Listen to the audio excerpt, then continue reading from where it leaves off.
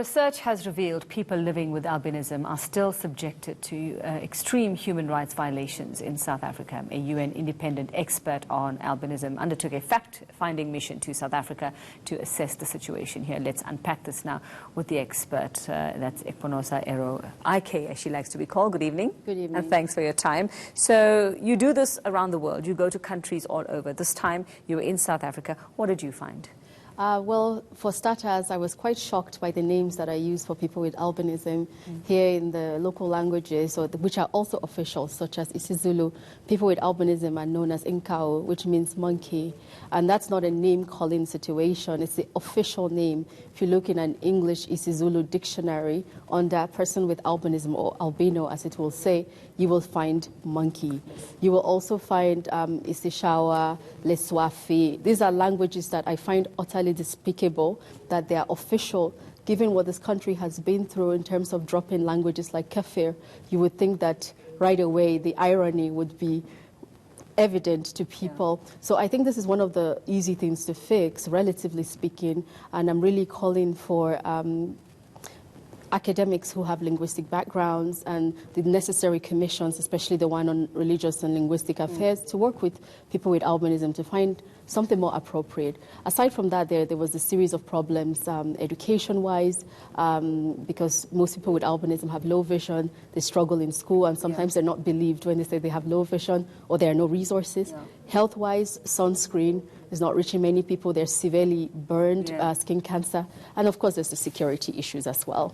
Security, as in we saw, you know, just not too long ago, a young girl being murdered because she was living with albinism, and her little nephew, I think it was, as well. That's correct. And even before that case, when I started out my mandate at the UN in 2015, there was the murder of Thandizile Mpunzi in Mpumalanga in August 2015. In fact, she was the one who woke me up when I started the mandate. I'd been on this job for a few days, and then she got killed, and I woke up and I realized this is a complex issue. Where do I even start from?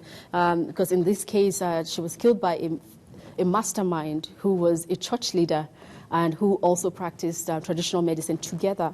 And this is quite complex. And then he hired 3 people to do the killing. And I saw photos of the crime scene, what they did to her body. It was brutal. It's one of the worst things I've ever seen.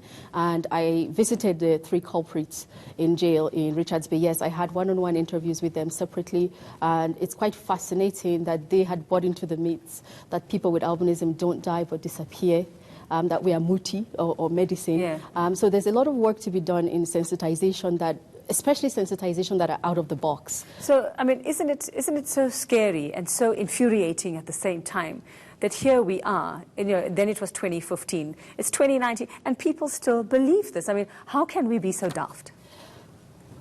That's my question, but in a diplomatic way. Wow. But I understand. But I've been sounding very much like you in several countries and even here as well. I think there's some things that need to be done. For example, we need to provide oversight over traditional healers. They have a right to practice their craft, but why is their name coming up all the time? Yes. So I'm not putting blame on them. In fact, I met with them. We had a lovely meeting. They agreed with me that they need to be more professional, like be more licensed. For example, be doctors more educated, I suppose, about this kind of thing, because why would you? Why would you tell somebody, like you say, the man was a religious leader, but also practicing? Exactly. So churches need some oversight as well. Yes, it's not just correct healers as well, or leaders as well. So where did you find the problem was worst in South Africa itself? Which communities did you find this most rife in? Well, I think I heard from several civil society groups. I met with 40 of them that exist in South Africa, and there was a consensus that people are most afraid for their lives in